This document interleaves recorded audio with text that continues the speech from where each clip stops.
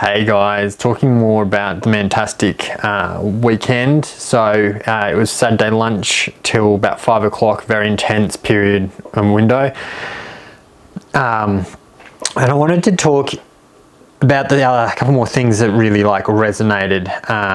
And I guess the entry question is, what recommendations would I make as a CEO coming in?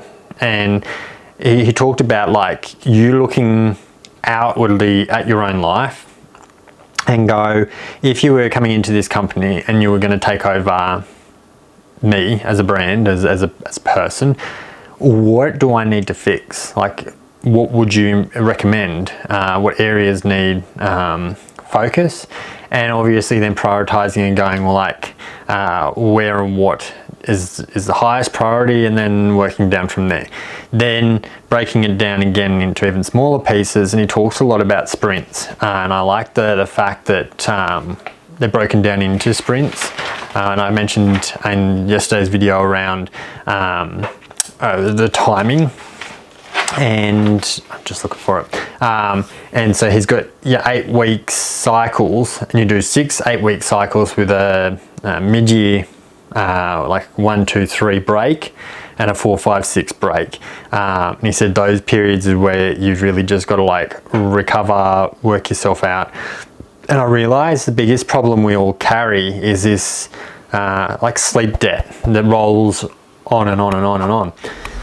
And then we get to our annual leave from work and Christmas shutdowns and whatnot, and we just get a quick little breath. Now, if you've ever swam, and if you've been following the channel, I've done a lot of swimming of recent, but it's like an untimed breath. So you've kind of halfway through the stroke and you're going, oh crap, I need to breathe.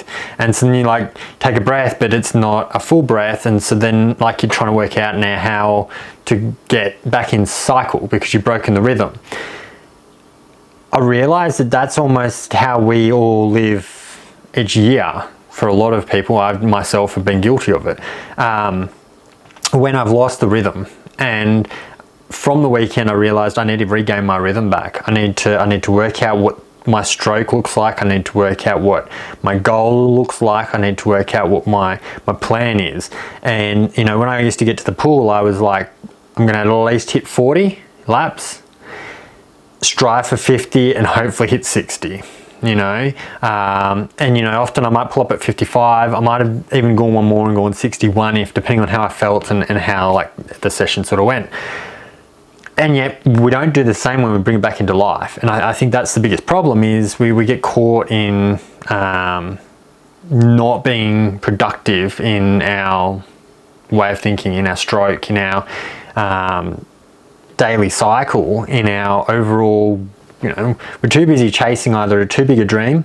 And this is why even savings, people go, I'm going to save for a home. And they go, what's a home? Say 1.2 mil for argument's sake.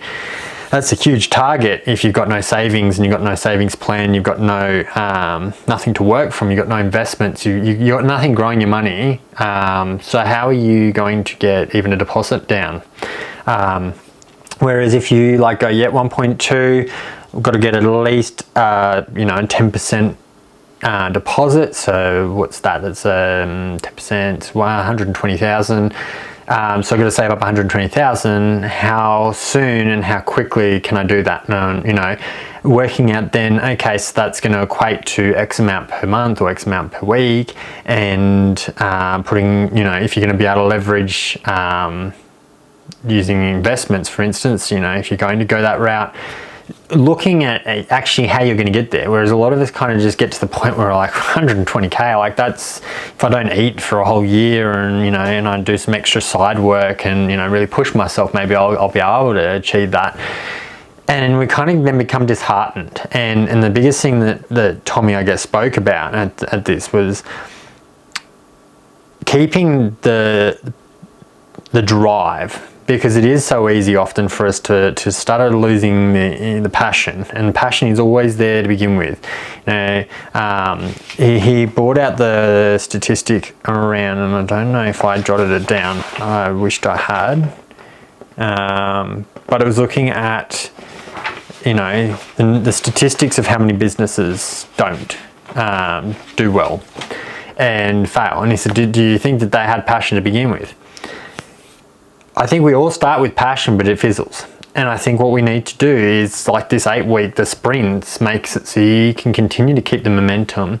You can find ways to keep the passion alive because your targets are smaller. When you start winning targets, and he talks a lot about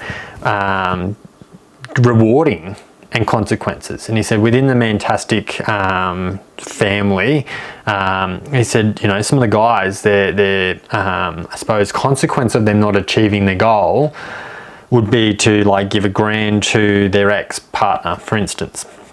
And so that drive to avoid the consequence, they work damn hard to get the outcome and achieve the goal. And instead, like some people work on positive, some people work on like moving away from a negative. And so avoidance of having to pay his ex, he was doing in the action to get the outcome. Some of us work better on a reward system. Tommy himself had talked about, you know, he at the moment he's wanting to write a book, and he's eyeing off a pair of Apple Air, whatever they're not, AirPods, but the headphone ones. He said I could go out and buy them. It's not a money thing. It's not a savings thing. He said, but it's a reward thing. He said if I went out and I bought it. But he said, but if I write my book and get it all done, and then I get them, they have more value. And to me, that was a huge, like, ding, ding, ding moment, because I realized more often than not, we don't look for ways to reward ourselves, to keep ourselves motivated, to keep ourselves going, because we get paid our income from our job, and then we go and we buy whatever it is that we wanted to get. And so we get that stuff, but it doesn't hold any value to us. Whereas the more things that we own, when we look around and we see our Apple Air, whatever they are, and we remember that achievement that we did. It's no different when you've got a trophy or a medal or a certificate, or, you know, and I think that's part of, for a lot of people that go through university, I'm not one, but if you having on the wall your graduation, like get your bachelor's certificate, it's just a piece of paper. But when you look at it, you think, damn, all those years, all that hard work, you know, and that represents the reward. This, you know, it has weight behind it. Otherwise it is just a piece of paper with some ink on it. So yeah, I guess, and they're the sort of main things that I pulled away. If you can get along to one of his things, his workshops, they're fantastic, and lots you can just learn. Like I said, a lot of this stuff just kind of join some dots for myself. You can look at joining into their program and going for that route. I feel it might work for me in a little while's time, but right now I feel challenged enough with what I've already got. I did get a few other contacts to create some accountability, because the biggest part about any of it is having those accountable people. I've talked about in the past not having a close friend as your accountable person, or, you know, unless they're actually going to call you out on it. But a lot of the time we end up having people who love us, and they'll allow our tardiness as such, where, you know, like I've said, still got training our 2-year-old, and I have dropped the ball a number of times on my 4:30 morning swims and stuff. But I also have to learn to have some grace on myself as well, and realize that, again, this is for a season, and it will go back to business as usual as soon as I can. But that's it for today, and I'm hoping to get back into the mindset book very soon. If you've enjoyed the video, hit thumbs up. If you've been to a Mantastic, chuck it in the comments. If you want to get along to a Mantastic, I will chuck it in the description, so you can chase Tommy. Really great guy, really great business there. Have a fantastic day. Thanks, guys.